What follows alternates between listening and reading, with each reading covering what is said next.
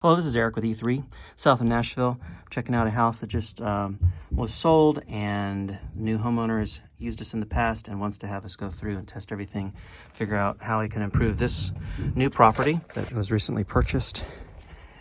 Hardwood floors in the home are having to all be ripped out, and the root cause of all that expense is a crawlspace system. It wasn't thoroughly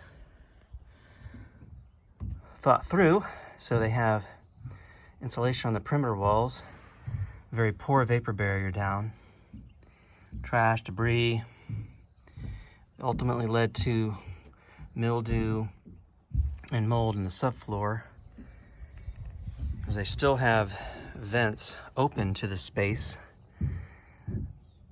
Again, a combination of missteps unfortunately has led to a large expense, with all the hardwood floors having to be removed. I'll show you that in a second.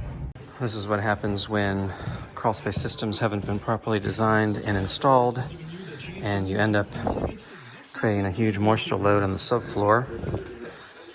And you go through the expense of removing a hardwood floor that was only installed this year. So complete waste of resources and money.